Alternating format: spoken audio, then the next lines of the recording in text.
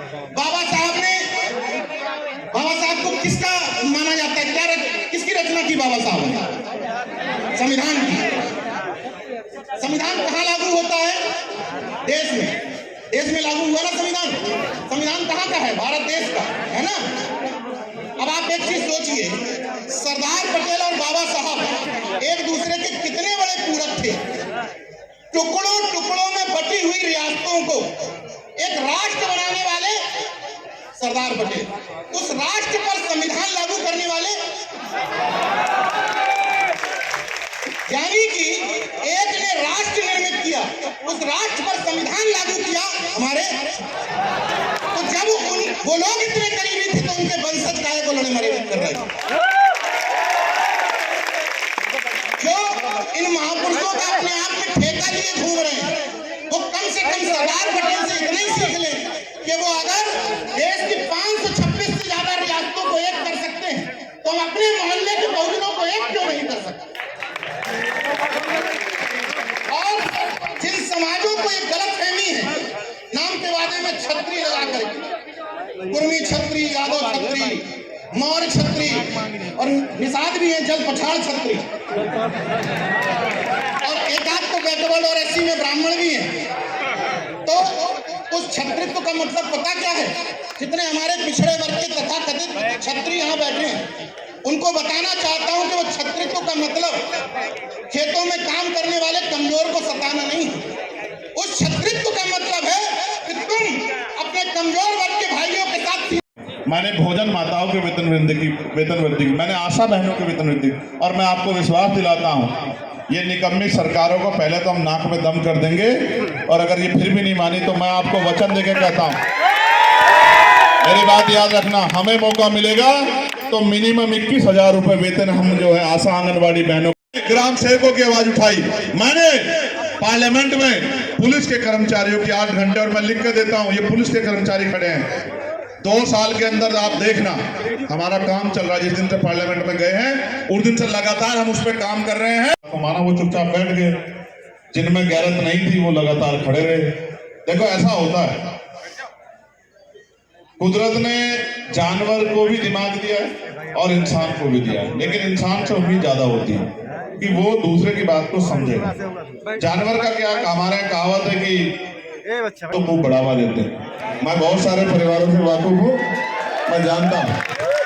खैर छोड़ो, आज उस पर बात नहीं करेंगे, आज आगे बढ़ेंगे। मेरी 2 चीजें बड़ी स्पेशल है, मैं उन पर कोई समझौता नहीं करता हूँ। पहली है, बहुत दिन पहले मैंने माला पहनना छोड़ दिया था, और वो घटना मैं कई बार दोहराता हूँ कि आपको पता लगे, आप ये ना समझे कि भाई पता नहीं क्यों स्वागत को मना कर देते हैं, कोई नाराजगी है क्या? नहीं, ऐसा नहीं कि नाराजगी।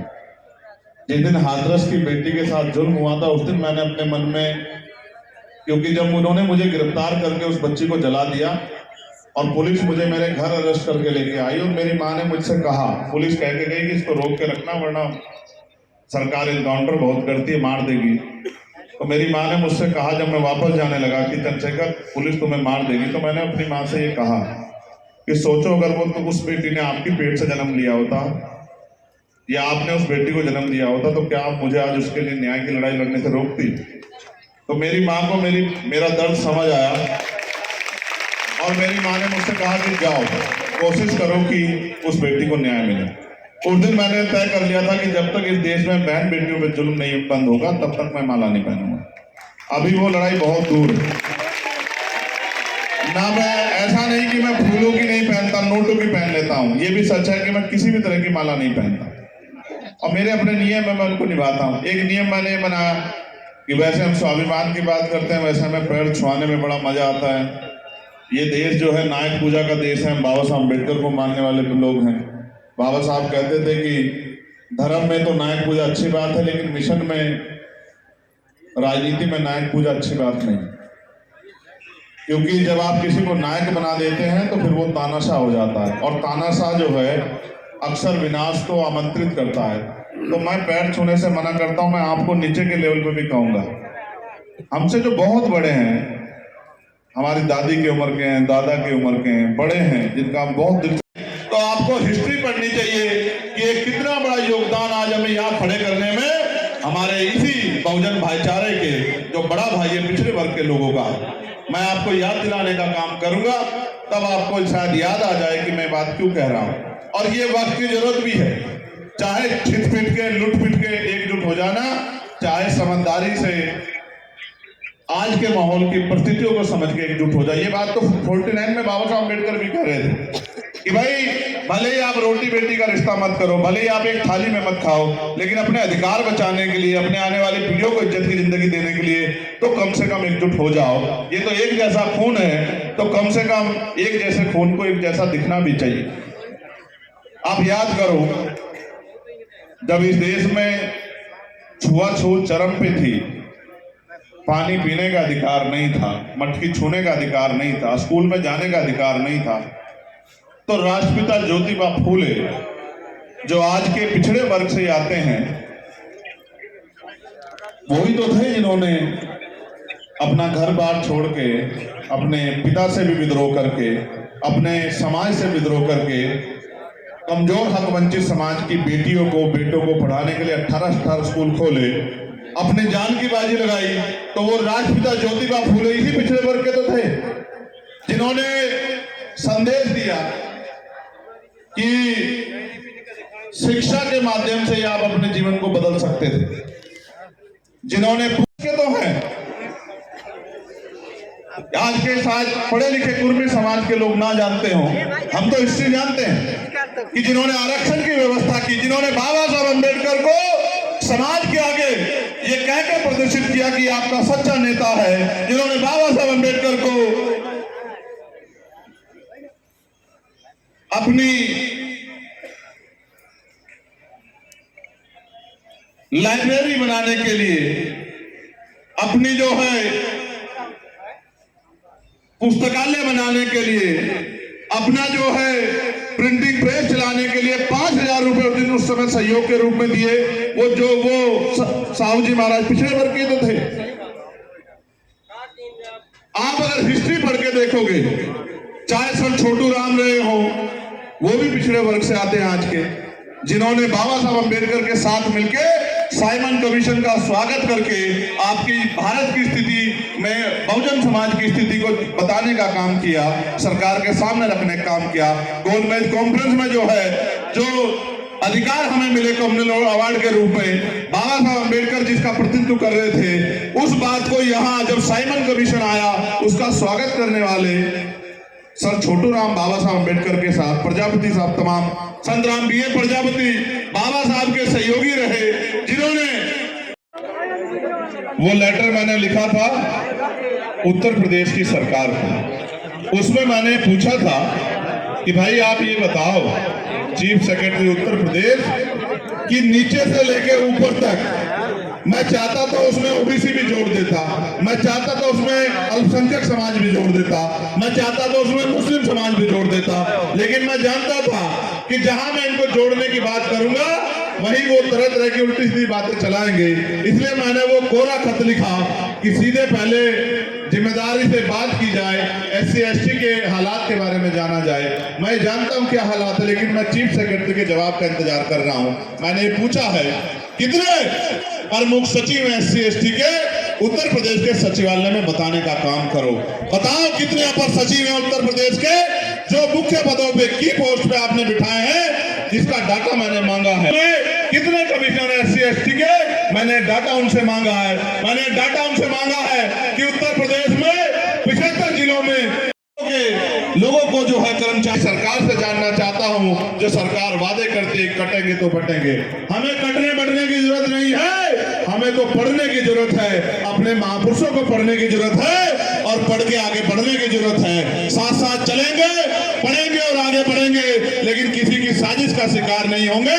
ये कटने बटने वाले लोग, बहुत मुझसे पहले भाई ने बताया था, ये काटने बांटने वाले लोग, इस व्यवस्था को किसने बनाया? किसने छुआ बनाई? किसने ऊंच नीच बनाई? किसने वर्ण व्यवस्था बनाई? किसने जाति व्यवस्था बनाई? किसने काटा? किसने बांटा? और हम तो जब एकजुट थे, जब हम अपने अधिकारों की बात भी नहीं करते थे, तो भी हम लोग इस देश में कटते थे, और आज भी हम लोग इस देश में कट रहे हैं। अब हम कटेंगे नहीं और बटेंगे भी नहीं, अब हम पढ़ेंगे और आगे बढ़ेंगे। किसी भी कीमत पे अब रुकने वाला नहीं है। यही संदेश मैंने जो है मुख्यमंत्री जी को भेजने का काम चीफ सेक्रेटरी के माध्यम से किया है। आज मैंने एक और लेटर लिखा, उसमें मैंने पिछड़े वर्ग के कर्मचारियों के विषय में मुख्य चीफ सेक्रेटरी से पूछा। ये कागज का पन्ना है, लेकिन ये चोट कहाँ लग रही है, आप मेरी बात को याद रखना। मैं आपको दिखाऊंगा। क्या तो चीफ सेक्रेटरी जवाब नहीं देंगे, अगर जवाब नहीं देंगे तो मैं पार्लियामेंट में इस क्वेश्चन को पुट अप करूंगा। और मैं SC/ST वेलफेयर कमेटी का मेंबर हूं, मैं सरकार से जवाब मांगने का काम करूंगा कि जब एक मेंबर ऑफ पार्लियामेंट को आप रिप्लाई नहीं कर रहे हो, जवाब नहीं दे रहे हो, स्थिति नहीं बता रहे हो, आंकड़े नहीं दे रहे हो, तो आम आदमी को आप क्या बताओगे? फिर अगर जवाब दे दिया तो जवाब इतना खोखला है कि आप देख के डर जाओगे कि नामचारे के अधिकारी कर्मचारी भी SC/ST OBC के पोस्टिंग नहीं। और अगर कोई है तो उसे ये कहा गया है कि अगर SC/ST OBC समुदाय के लिए काम करोगे तो अगले दिन चार्ज पे नहीं रहोगे, चार्ज पे वो रहेगा जो हमारे हिसाब से काम करेगा।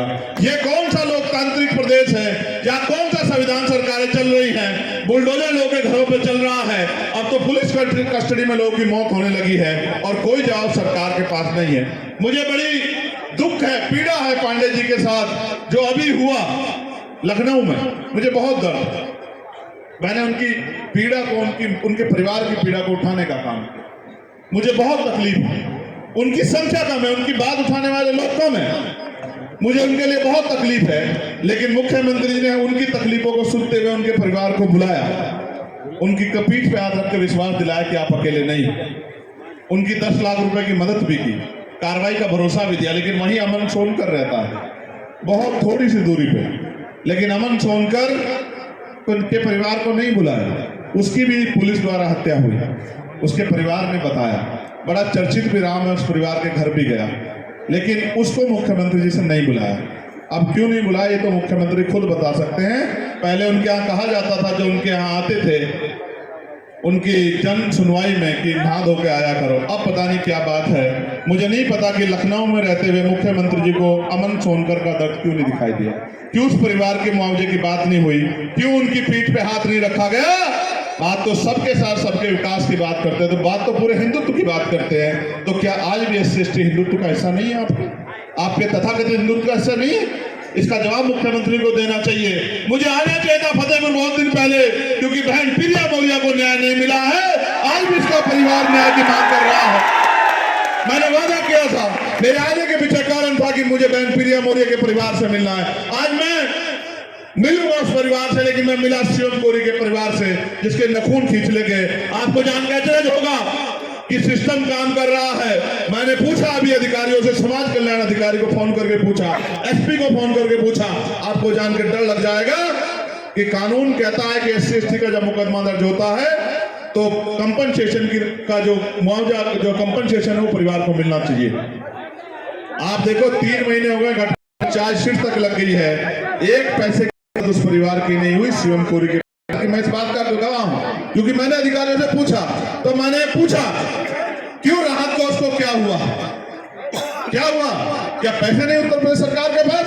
ये पैसे दलित पिछड़ों के हक अधिकारों के लिए नहीं है, उनकी हिस्सेदारी के लिए नहीं। मुख्यमंत्री को जवाब देना चाहिए कि उनके प्रशासन के अधिकारी, उनके पुलिस के अधिकारी इतनी लापरवाही क्यों कर रहे हैं। उस बच्चे के 5 नखून उतार लिए, 5 नखून है उत्तर प्रदेश की सरकार पर जवाब। मुझे आना चाहिए था, क्योंकि कल भाई दिलीप सैनी जी के परिवार में, उनके घर में घुस के अभी 2-3 दिन पहले उस पत्रकार की जो हत्या कर दी गई, और अभी तक उसके मुख्य आरोपी खुलेआम घूम रहे हैं। उनका जवाब मांगने के लिए मुझे आना चाहिए, क्योंकि वो पत्रकार सच की आवाज उठा रहा था। अगर एक पत्रकार सुरक्षित नहीं है और अगर वो बैंक में काम करेगा, ईमानदारी से काम नहीं करेगा, तो जनता से सवाल पूछेगी, और अगर वो ईमानदार से काम करेगा तो ये गुंडे उसकी जान ले लेंगे। उसके परिवार का हिसाब मांगने मुझे आना था, उस परिवार के आंसू पूछने मुझे आना था, उसको न्याय दिलाने के लिए मुझे आना था।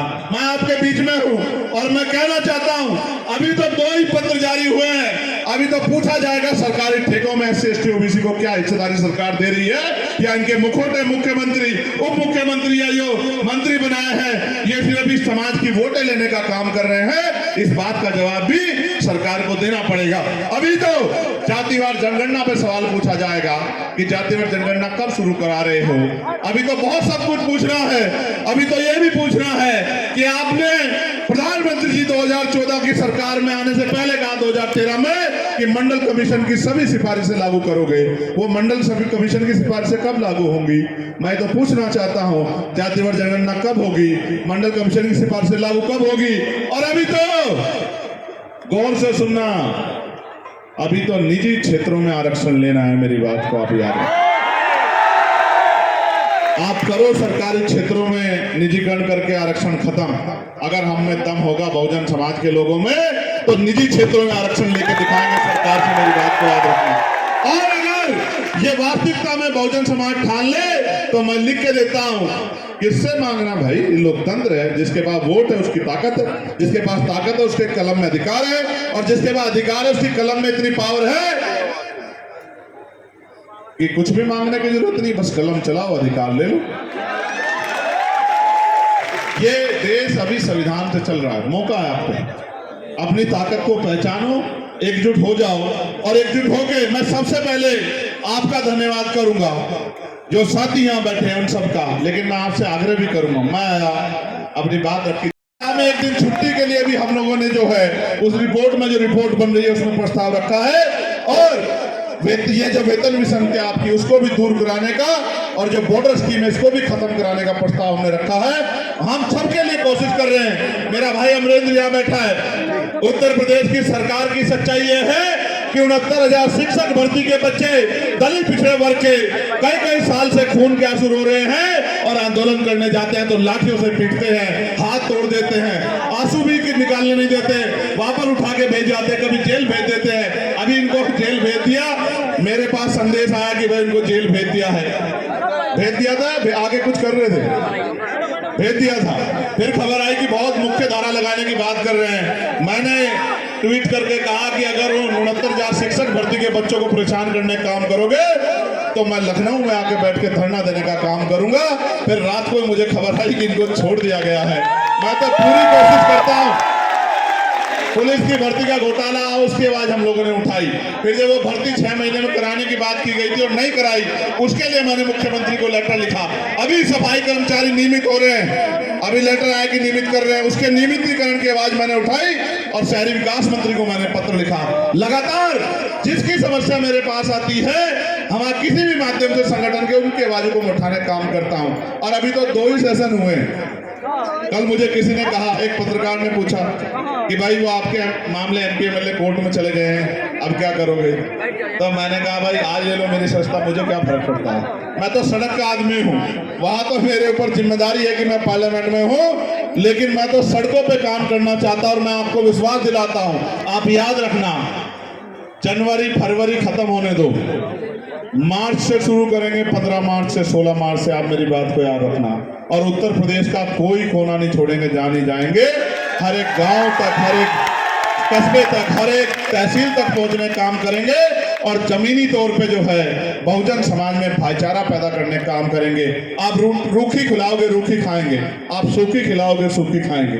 कोई 5 स्टार होटल नहीं चाहिए, कोई महल नहीं चाहिए, कोई पनीर नहीं चाहिए, पकवान नहीं चाहिए। आप चटनी से खिलाओगे तो चटनी से खाएंगे। किसान के बेटे अपने अपने हैसियत को जानते हैं।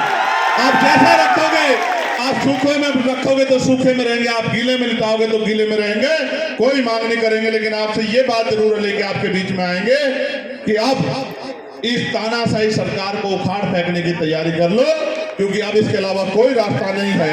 अगर बुलडोजर और तमाम तरह से जो परेशानियां आपके सामने खड़ी की जा रही, आप ये देखिए, ये बुनियादी बात मैं आपसे कर रहा हूं।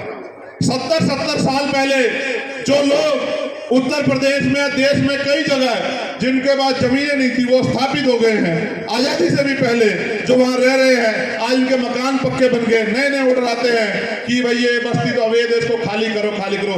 सरकार का काम बसाने का होता है, सरकार का काम उजाड़ने का नहीं होता। क्योंकि जहां दलित पिछड़े वर्ग के लोग रह रहे हैं, मुस्लिम समाज के लोग रह रहे हैं, वहीं की बस्तियां उजाड़ी जा रही है। जहां इनके चहेते रह रहे हैं, वहां की बस्तियों को छुआ नहीं जा रहा है। ये लखनऊ में भी हुआ, हमने अपनी आंखों से देखा। मैं आपको विश्वास दिलाता हूं, मैं आपको विश्वास दिलाता हूं, सदगुरु रविदास जी महाराज ने कहा था, मेरी इस बात पे गौर करना। एक बार ऐसे ही सभा में उनके एक अनुयायी ने पूछा कि भाई गुरुजी हम इतना संघर्ष करते हैं, काम करते हैं, मेहनत करते हैं, पसीना खाने के लिए अन्न की, तन ढकने के लिए कपड़े की, ढकने के लिए छत की दिक्कत ना हो, पीने पानी की दिक्कत ना हो, जहाँ कोई अमीर ना हो कि गरीब मजाक उड़ा सके, जहाँ गरीब ना हो कि रोटी के लिए मोहताज हो, सब लोग बराबर हो, ऐसा राज चाहिए। और 600 साल पहले उन्होंने, मैंने पार्लियामेंट में कहा था, 600 साल पहले उन्होंने कहा कि बेगमपुरा राज लाओ, बेगमपुरा शहर बसाओ। बेगमपुरा का मतलब होता है बिना गम का राज, जहां किसी की जिंदगी में कोई गम ना हो, ना आगड़े की बात की, ना पिछड़े की बात की, ना छोटे की बात की, ना बड़े की बात की, सबके लिए उन्होंने कहा कि किसी की जिंदगी में कोई गम ना हो, ऐसा राज होना चाहिए। और ऐसा राज तब आएगा जब सरदार वल्लभ भाई पटेल के वंशज, जब चौधरी महाराज सिंह जी के वंशज, जब सम्राट अशोक के वंशज, जब डॉक्टर बाबा साहब अम्बेडकर को मानने वाले लोग, जब मान्यवर काशीराम साहब को मानने वाले लोग, जब महामना रामसु वर्मा जी को मानने वाले लोग, ये तमाम लोग एक माला में पिरो के शक्ति बनाएंगे, तब ये बात आएगी, इसके अलावा कोई रास्ता नहीं है।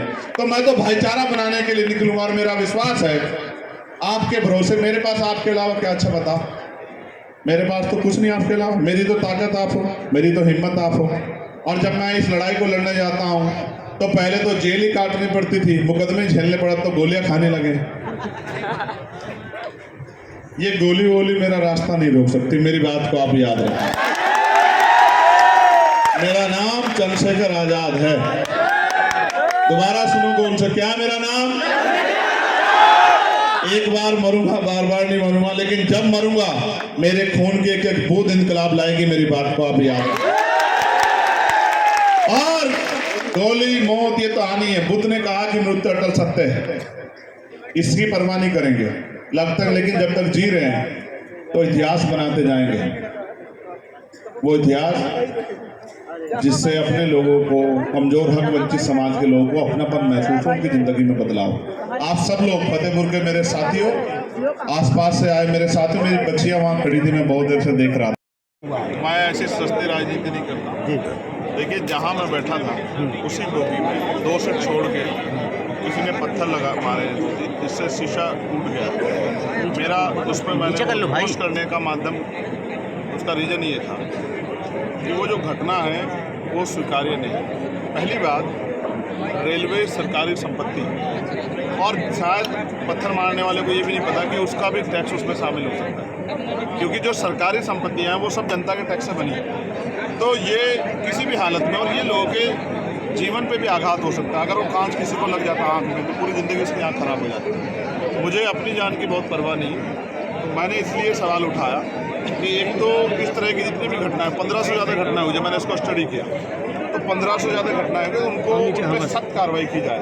और दूसरा, क्योंकि रेलवे सरकारी संपत्ति है तो इसके लिए एक जागरूकता अभियान। और पहले तो मैं तो परिवारों से आग्रह करूंगा, माँ बाप अपने बच्चों को समझाएं कि किसी भी सरकारी संपत्ति हो या किसी प्राइवेट संपत्ति, उसको नुकसान नहीं पहुंचाना, बड़ी मुश्किल से तैयार होती है। दूसरा, स्कूलों में भी जागरूकता अभियान चलाए जाए कि इस तरह की घटनाओं में शामिल ना हो, इस तरह की चाहे नासमझी में, चाहे लापरवाही में, चाहे षड्यंत्र थ्रू, इस तरह किसी घटना में शामिल ना हो। ये अच्छा नहीं है, इससे आर्थिक नुकसान भी होता है। करोड़ों रुपए का नुकसान रेलवे को हुआ, ये सारा पैसा जनता के हितों के लिए काम आता है अगर समझदारी दिखाई गई। इसलिए मैंने उस पूरी घटना को सार्वजनिक किया है कि भविष्य में किसी और के साथ ऐसी घटना ना हो। सरकार इस पर, मैंने केंद्रीय रेल मंत्री को भी उसमें जो है तय किया है कि केंद्रीय रेल मंत्री इसका संज्ञान लें और ऐसी घटनाएं ना हो। सर, योगी सरकार से आपने तमाम पत्र लिखे, तमाम सूचनाएं मांगी हैं, क्या लगता है सरकार इस सूचना किस तरह देगी? देखिए, मैंने पूछा है मुख्यमंत्री जी के इसकी सरकार से, चीफ सेक्रेटरी जी के जरिए कि SC ST के कितने जो हैं,